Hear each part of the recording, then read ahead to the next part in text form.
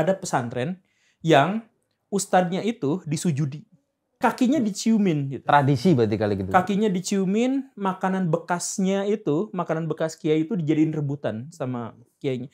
Tapi itu tidak dipermasalahkan, tidak dipublikasikan karena dilindungi sama politikus yang dapat suara dari pesantren itu. Jadi nanti ininya pesantrennya diperbesar.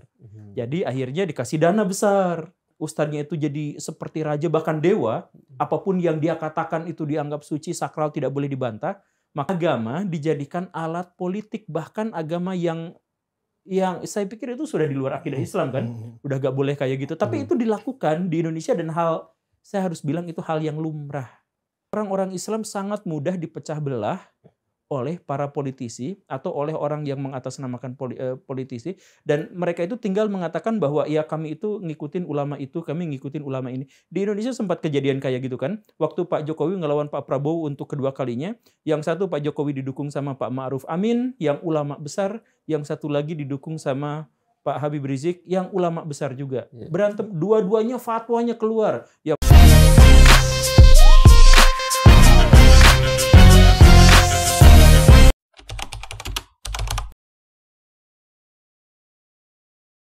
jadi yang saya paham itu gini, antara agama dengan politik di Indonesia itu ada 3 permainan. Yang pertama itu adalah ketika agama menginspirasi politisi atau agama dan politisi itu bersaing dan atau saling bekerja sama, dan atau politisi yang memanfaatkan agamawan. Ada 3 hubungan yang seperti itu. Nah, yang bagi saya sangat ideal itu adalah ketika para politisi itu memiliki atau terinspirasi dari tokoh-tokoh agamawan sehingga dia melakukan hal-hal yang baik. Misalkan tidak korupsi, kemudian jujur, kemudian amanah, membela rakyat, kemudian tidak melakukan hal-hal yang tercela dan sebagainya. Seharusnya begitu hubungan antara politikus dengan agama itu adalah bahwa politikus terinspirasi dari nilai-nilai sakral agama. Tapi yang banyak terjadi di Indonesia adalah sebaliknya. Jadi politisi-politisi itu menggunakan kalangan agamawan karena dia memiliki pengaruh untuk mengurangi budget pemilu, budget kampanye, dan untuk memenangkan dirinya secara instan. Makanya misalkan ya, saya mohon maaf, tapi saya kemarin keluar daerah, ke luar Pulau Jawa gitu ya. Nah, situasi pilkada di sana adalah ketika politisi-politisi itu mau nyalon, maka di Instagramnya, di media sosialnya, dia foto bareng sama ustadz. Hampir semua begitu. Semuanya begitu. Dan dia dengan bangga ini kan. Dan dia dengan bangga, saya ketemu dengan ustadz ini, saya ketemu dengan ustadz ini. Dan di balik itu ada perjanjian. Jadi gini Pak Ustadz, nanti pesantren Bapak dan ya keluarganya dan keluarganya ini silahkan coblos saya. Nanti Pak Ustadz mau apa saya kasih. Nah jadi ada seperti itu. Bahkan ada kejadian yang cukup mengerikan. Misalkan di Garut. Ada pesantren yang ustadznya itu disujudi. Ustadznya disujud. Jadi santrinya sujud ke kiainya itu. Itu budayanya begitu? Budayanya gitu. Lebih feodal banget ya? Kakinya diciumin gitu. Tradisi berarti kali gitu? Kakinya diciumin, makanan bekasnya itu, makanan bekas kiai itu dijadiin rebutan sama kiainya. Tapi itu tidak dipermasalahkan, tidak dipublikasikan karena dilindungi sama politikus yang dapat suara dari pesantren itu. Jadi pesantren itu jumlah umatnya banyak. Nah, umatnya banyak, Pak. Saya minta umatnya nanti ini karena pesantren, karena ustadznya itu jadi seperti raja bahkan dewa, apapun yang dia katakan itu dianggap suci, sakral, tidak boleh dibantah, maka nanti coblos ini ya semuanya ngikut itu. Nah, nanti dapat. Terus, oh iya makasih Pak Ustadz, nanti ininya pesantrennya diperbesar. Jadi akhirnya dikasih dana besar.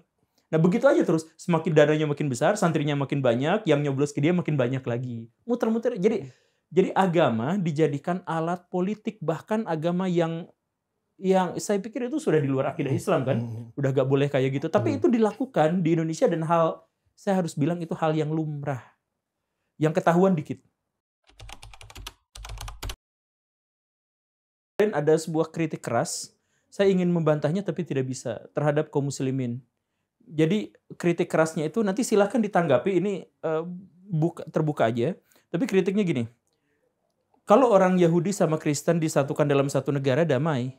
Orang Hindu dengan Buddha, damai. Orang Buddha dengan Kristen, damai. Orang Konghucu dengan Kristen, damai. Orang Konghucu dengan Hindu juga damai. Tapi kalau orang Islam ketemu sama orang Yahudi, berantem. Orang Islam ketemu sama orang Kristen, berantem juga. Orang Islam ketemu sama orang Hindu di India, Bangladesh sekarang lagi perang. Bahkan orang Islam dengan orang Islam di sini berantem juga. Islam dengan Islam, di Timur Tengah Islam dengan Islam juga berantem juga. Misalkan ketika ISIS datang menyerang, ada yang satu teriak Allahu Akbar membela ISIS, yang satu teriak Allahu Akbar untuk menentang ISIS.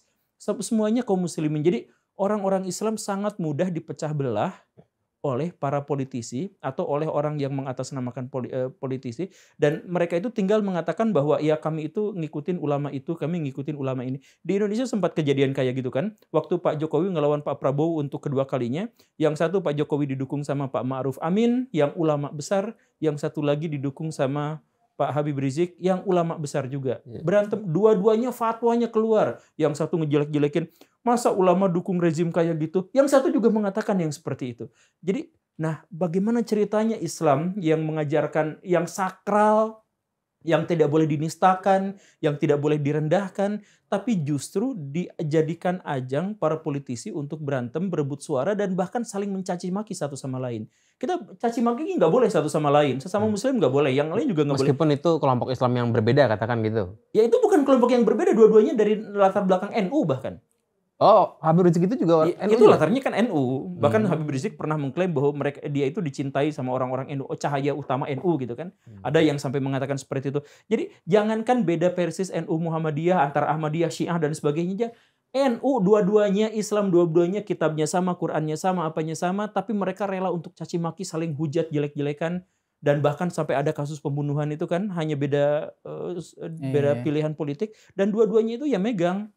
Karena misalkan ya, semua NU pasti wajib dukung Pak Ma'ruf Amin. Ada yang mengatakan lagi, saya cinta NU, saya cinta Pak Ma'ruf Amin. Tapi ketika Pak Ma'ruf Amin dukung itu, maka saya nolak. Jadi agama yang seharusnya menginspirasi orang untuk melakukan hal-hal yang baik, justru sebaliknya ditempatkan oleh para politisi di bawah mereka demi kepentingan mereka sendiri. Tadi fatwa keluar untuk membenarkan hal yang salah. Ya, itu kan judulnya tuh darurat, kita butuh aja bantuan asing daripada dihajar habis-habisan. Ya, fatwa-fatwa yang seperti itu kan pada akhirnya jujur ya, di Indonesia sekarang dan di Timur Tengah, nanti silahkan dicek sama ini Ustadz. Resistensi terhadap agama itu menguat dan kelompok-kelompok ateis semakin besar, bahkan di Timur Tengah sekalipun. Karena itu salah satunya. Salah satunya adalah karena ini. Banyak fatwa-fatwa tiba-tiba begitu untuk kepentingan gitu. Ya, kemarin PW Research misalkan 2-3 tahun yang lalu lah mengeluarkan sebuah pernyataan, bahkan di Mesir pun sampai naik 20% katanya yang sudah tidak lagi peduli pada agama gitu. Ya. Padahal Mesir itu salah satu yang religius dulu tuh kan ya. Pusat Al-Azhar dan lain-lain. Pusat Al-Azhar. Nah, sekarang bahkan yang anak cucu Firaun pun ngaku-ngaku gitu kan Bang.